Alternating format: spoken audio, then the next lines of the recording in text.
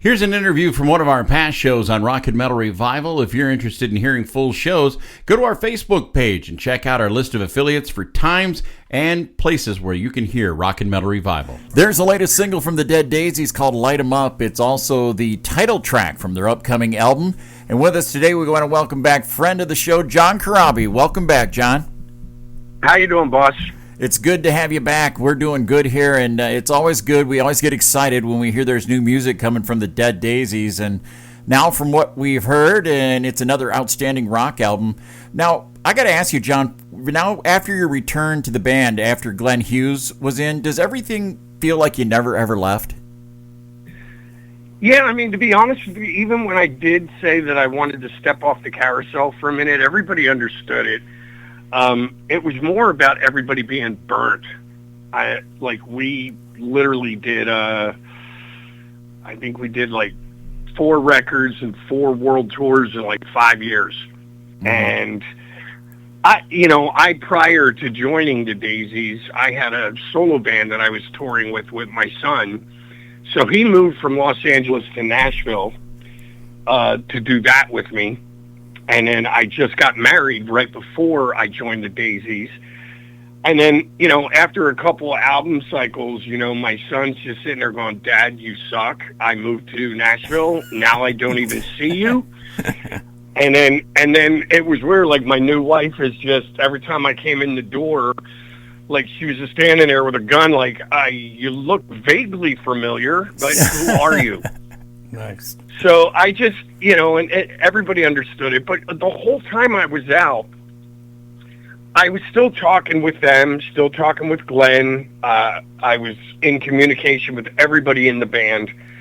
And I just, it's not like I didn't want to work. I wanted to work, but I wanted to just kind of do it for a little bit at my own pace and catch my breath. Do you know what I mean? Yeah, I hear you. Yeah, and even at one point, they were getting ready to rehearse. They had 2 weeks of rehearsals with Glenn right after they did the Holy Ground record. They were going to go on tour. And I don't know if Glenn got COVID or what the deal was, but they called and said, "Hey, dude, like, Glenn's not feeling well. Can you come up to New York and just kind of do the first week of rehearsals with us?" And I was like, "Yeah, sure." So I went up and I basically helped them put their set together. And then they packed up and they went to LA and did that last week with Glenn. And then, they went on tour and did their business. So we were always in good standing.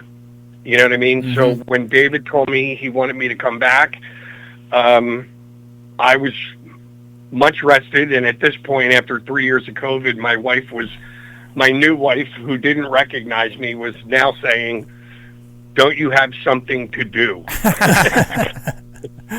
So I'm like, all right, yeah, let me, if I want to save my marriage, I better go on tour. Nice. Now you guys are going overseas real soon here, in the next week or so, right?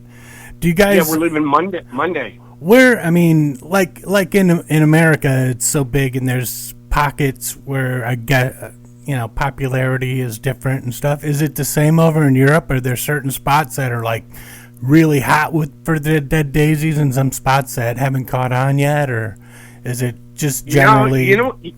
It's funny, like, and you guys get it, like, obviously with the way radio is set up now, most stations, I don't know if yours does it, there's a few that are still holdouts, but for the most part, one guy in Atlanta at Clear Channel sends out a playlist of 20 songs, mm-hmm. and they go, "Don't deviate from this, just play this." And it's really kind of made it difficult for, even bands like Aerosmith, Kiss, like, they just stopped doing records. They're like, what's the point? Yeah. So it's funny, and I kind of went through it a little bit when I was out of the band. I released a few singles on my own, but it was weird without that radio support or things like we used to have back in the day, MTV, mm-hmm. print magazines. Yeah. All that stuff is gone now, so it does make it a little difficult. Whereas in Europe or Japan, South America, like pretty much anywhere but America, the radio stations are still a bit old school. Nice. And they just, if a record comes across their desk and they go, oh, this new Dead Daisies record's awesome, I'm going to play a track. And they do it. You know what I mean? So it's still a little, it's a little different. And until they figure out some of the entertainment models on how to get new music out there, that's just the way it is. You know what I mean? Whatever. Yeah, I hear you. Now, John, it's been no secret that we here at Rock and Metal Revival have been big supporters of all your projects over the years. Have things gotten easier the further you go into your career, or is it harder to come up with new, fresh ideas? You know what's funny? Musically, no, it's easy. Okay. Yeah. It's just I get a little freaked out when I do. My wife laughs at me because I have a little home studio. So I'll get whatever we've recorded and I'll come home at night and then I sit there with headphones on and just stare at a blank. Well, now it's a computer screen. We used to do it on yellow legal tablets and a pen. But I just sit there and I'll just pull my hair out for like, man, I've done 15 records. Like what am I trying to say on this song? Do you know what I mean? Yeah. So that part still freaks me out. But the funny thing of it is I'll hear a phrase or somebody will say a word or, you know what I mean? Or, sometimes I have the title and as soon as I get that first sentence, it's like a floodgate opened and it all just comes together. And then I'm off to the races, you know what I mean? There was a couple songs on this record, there's a song on the record called Take My Soul. And I literally went into my room and I came out like an hour later and the lyrics were done. And my wife goes, how did you, what made you think of that? And I go, no idea, but I'm not going to try and stop it. Exactly. You know what I mean? Nice. So, now I watched your latest video, the I'm Gonna Ride. Now, where'd you shoot the motorcycle scenes? Because there's some cool motorcycles in there, man. Yeah, well, at the time, the scene that I'm riding, there's the scene where I'm riding the black bike. That's my personal bike. We had a day off after we played in Nashville. Nice. Okay. So I just took our video guy and a couple. I got them in my wife's Jeep, and they just kind of followed me around town and filmed me from the side and the front and the top. And nice. Okay. So we just rode all over Nashville. And then when we got up to L.A., we also had a day off after we played the Whiskey. So Doug actually rides with a group of dudes, and a lot of them were in the beginning of that video. Oh, okay. The talking guys. And yeah, and it's funny. They're called the Hollywood Riders, but it's all these like Gilby Clarke does it, Doug. There's a bunch of musicians, then just a bunch of just regular dudes that are like lawyers or factory workers or whatever, and then guys like Josh Brolin, the actor. Nice. And they all get a group of guys, and they'll go, on a Saturday or Sunday. They're like, "Hey, man, let's ride up to Santa Barbara, grab some lunch, and kick it up there, and then drive back." So we got them together and called a bunch of them, and they just said yes. So they met us somewhere near Doug's house. Doug has two bikes, so I rode one, he rode the other. And then we rode with those guys for a bit. It was pretty cool. That is cool. Sweet. Hey, John, I heard through the grapevine that there's already another album recorded in the can, a bluesy type album. What can you tell us about that? Well, it's funny. So there's a little bit of a story, so I'm going to apologize here, but we started writing and recording at Marty's place here in Nashville. And So we did about maybe, I don't know, 10 days writing, recording at Marty's. And then we all had this kind of bucket list thing. And that was to go to the original legendary Fame Studios in Muscle Shoals, Alabama. Okay. And, nice. So we went down there, and it was cool. So, like, during the day, we would finish writing and recording for the Light 'Em Up record, and then at night, Marty or our manager would break out a bottle of wine or whiskey or something, and we would just take in all these photos, because that studio it's a functioning studio, but it's also a museum. Mm. Oh, so wow. We were like looking at all these cool old microphones and photos of, Dwayne Allman and Greg Allman, and the Allman Brothers used to rehearse there. And, oh God, I'm having a brain fart. But Aretha Franklin recorded there. Just everybody. Wow. Man. So while we were there at night, we just started jamming, and we started playing some blues, and we go, you know what, let's do a blues record while we're here. So it was kind of double duties, but we then went back up to Marty's. We finished the Light 'Em Up record, and finished the blues album, and put them both to bed. So Light 'Em Up comes out September 6th, and the blues record is going to come next year. Okay. But the cool thing about it is, a lot of people don't realize, when Marty moved to Nashville, he bought a studio called Quad.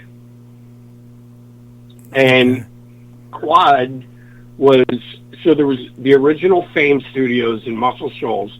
Then a couple of the Swampers left and started another studio across town where Bob Seger, Rod Stewart, a bunch of people recorded there. The Rolling Stones. Wow.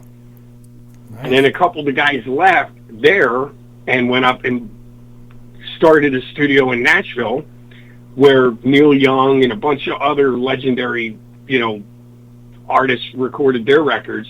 And that was the studio that Marty bought. So we were like, well, this is great. We get to take this off our bucket list. And it's kind of part of the Muscle Shoals lineage. You know what I mean? Yeah, nice. That's cool. Definitely. So now we haven't heard the new whole album yet, but what's any songs on the new album you're looking forward to playing live and getting a response from? Well, we're already playing a couple of them. We did do a small run through America, and we added 3 songs. We're actually doing one of the songs from the blues record as well. Oh. But we're doing a little bit of everything. We got some John Stevens songs in there, who was the first singer before me. Mm-hmm. Obviously, a majority of the stuff is from my time, and then we do a couple of the Glenn Hughes songs as well. Cool. Wow. Nice. John, with Dead Daisies being your top priority right now, is there any thoughts of doing another solo project or a collaboration with like Bruce Kulick or Mick Mars or somebody? I don't know, buddy. I started releasing songs on my own. I did a song called Cossi Bella, mm-hmm. and a song called Your Own Worst Enemy. And, they're on all the Spotify, iTunes, like all that stuff. But, it was weird. Like, I was just sitting there going, all right, I did these videos, but something wasn't connecting. I'm like, all right, I've posted it. It's on Instagram. It's on Facebook. I did a countdown. I did all this stuff. And, I just kind of put the brakes on it for a minute, because I was just telling my manager a couple days ago, I said, man, I don't know how you get people to actually read what you post. Yeah. And obviously news feeds on Facebook and Instagram, it's so fast. Like, you can see something on there and then shut Facebook down again and then reopen it. And that thing that you try and scroll and look for it again. It's gone, yeah. And it's like literally like, boom, it was there and now it's gone. Try and find it again. So I'm just trying to figure out how to not manipulate, but work with the social media. I'm a bit of a slowpoke with, I bought a computer like 4 years ago, and I just figured out how to turn it on. I've been using it as a coaster, whatever. But it's just trying to figure all that stuff out. But yeah, I would like to do some more solo songs. And then once I get a collection of 8 or 10 or 12, I'll do some vinyl or whatever. But I'm not in any hurry. Okay. Now, I read your book, loved it, seriously, and and now that Aerosmith, is retiring and all that, I wanted to ask you about one of your Aerosmith stories in the book, "The Seasons of Wither." One of my favorite songs they do, and you were sitting on the couch and in that studio, and Steven Tyler, he shows you how to play that song on acoustic, how he wrote it. And some weird tuning. You said like he played it with one finger, and I was wondering if you ever figured out, what that tuning was. No, but I'm going to have to ask Marty to ask him again, because although I do the song in my acoustic sets at times, and the way I play it, nobody's ever said, "Oh, hey, that's the wrong." It's not the wrong notes. Steven was like, "You're making too much work for yourself, buddy. Here's how I did it." And but it was funny. I was doing a guitar track, and Bob Rock didn't like the mic placement on the amp. So that's usually like an hour and a half ordeal trying to figure out the best sound for the cabinets. Mm-hmm. So he said, "Crab, go take a break, go smoke a cigarette, do whatever, So I was sitting in this lounge. We were in Studio B, or we were in A, and Aerosmith was in B. And so I'm sitting on this couch, TV's on, I'm just sitting there minding my own business, and you start kind of goofing off. Like I started playing like Over the Hills and Far Away by Zeppelin, and I'm playing the Rain song, and then I just started playing Seasons of Wither, and right when the vocal was supposed to start, I could hear the voice, and I just Steven sunk up behind me, and then he was like, "How are you playing it, dude?" And I showed him. He's like, "Oh, dude, it's not wrong, but it's way too much work." And he showed me. He told me this whole story about how he found a guitar in a dumpster, and he gave it to Joe, and he cleaned it up and restrung it, and Steven went into the basement of their house, and there was some drugs involved. And he went into the basement of the house, and he just kind of played around with this tuning, and he restrung the guitar in it's not like a regular open tuning. It's just some weird thing that he came up with. But he can play the whole song on with one finger. It's the weirdest thing. That's wild. That's crazy. And you had it on video too. Yep, and but I was so enamored with what was happening in the moment, I didn't really pay attention to how he was tuning the guitar, and I'm like, oh, it's no big deal. My buddy Spidey, who used to be Tommy's drum tech, I'm like, Spidey got it on film, so I don't need to worry about it. Whatever. And then Spidey. And then that story's also in the book as well. But I don't want to tell your fans how that got erased. Okay. That one's it's funny but not funny. Hey, John. Yeah, my wife at the time didn't think it was funny either. I bet. Yeah. Hey, John, the last 2 weeks on this show, we've paid tribute to Aerosmith and the late Jack Russell. We're kids of the late 70s, early 80s. What kind of memories do you have? I know Aerosmith was a big influence on you. How did you ever work with Jack? I didn't work with him, but we knew each other. Okay. Obviously, I had done the Motley thing and played guitar with Rat. So I met Jack, a gazillion times. Nicest guy on the planet, you know what I mean? Mm-hmm. And I just did a show with him maybe 2 years ago. It was Jack, me, and Ted Poley. Oh. And we did this thing in North Carolina. And I hadn't seen Jack in a while. And I was, God, I hate to say it, but I was horrified when I saw him. Okay. He literally had like 2 canes. He was walking with like 2 canes, and he just seemed so frail. But you know what? He sat on a bar stool, and vocally crushed it. Yeah. I was like, okay. I literally thought he was going to drop over, and then he sat on this bar stool and just sounded like Jack. You know, beyond talented. But I when I heard about it the other day, I posted something, you know, like an RIP buddy kind of a thing, and Yeah. But I went on his.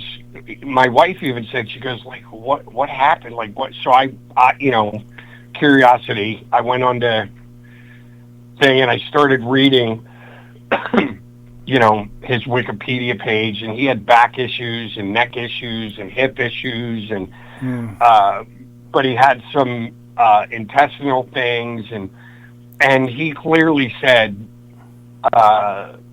he had done an interview, like a radio interview with somebody, and he said, my health has gone to you know what, and he goes, I contributed all to the drinking and the drugs that I did back in the day. Yeah. Yeah. So Sad.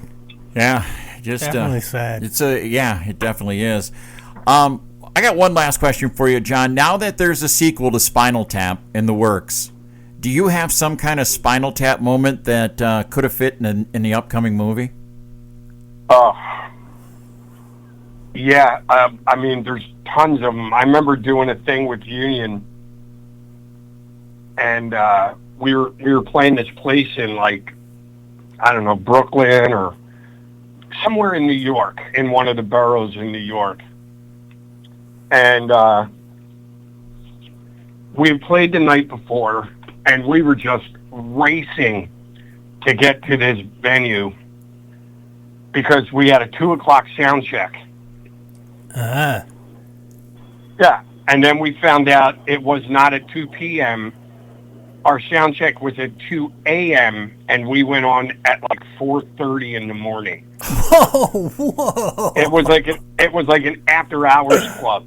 Oh. And I was just sitting there. So we were literally sitting in a van out in front of this venue with a U-Haul trailer for like 18 hours before the the guy didn't even come to open the doors until like midnight or 1 o'clock. You know what I mean? Oh, man. So we literally just sat there all day, like in the sun, and just like, oh my god, dude, this sucks. That would have worked. That would work in one. That would fit right in the movie. And I hadn't heard that one. No, yeah, that would work, man. that's awesome. That's messed up. Yeah, and apparently it was an after hours club that one of the guys in Twisted Sister had something to do with. Don't know if he owned it, if he was a manager. I don't know what the deal was, but man, were we pissed. I was like, there's nothing around, no diners, like, you know, it's New York City. We got a parking spot. You don't want to move because then you lose your parking spot. Oh, yeah. Couldn't disconnect the trailer. There was no such thing as Uber Eats. You know what I mean? Yeah. And we're like, so we just sat there literally, you know, we got there at like 1, and we sat there till, you know, probably 1. We sat there for 12 hours. Yeah. Oh, man. Well, John, the new album comes out September 6th. We're looking forward to hearing the whole thing. And I saw the other day you and Doug Aldrich were signing some inserts for vinyl. Can people still pre-order that? That was for that Talk Shop Live. Okay. I'm sure at some point, once the record, you know, I'm sure when I get to England, there's going to be a day where we're all just sitting around signing album covers. But we did that for that promotion. They I guess advanced purchased or advanced 700 records, So Oh. it was like a little flat or an insert that went into those records. Okay. Okay. So Doug and I had to sign those, but I don't know. Try the Talk Shop Live thing. I guess Okay. they had a couple different bundles, whatever. But Cool. that was fun. All right. I bet it was. I bet it writer's cramp. But hey, John, we're looking forward to that new album coming out, and we want you to travel safe over to Europe, and you're always welcome back here on Rock and Metal Revival. Thank you, guys. Appreciate it.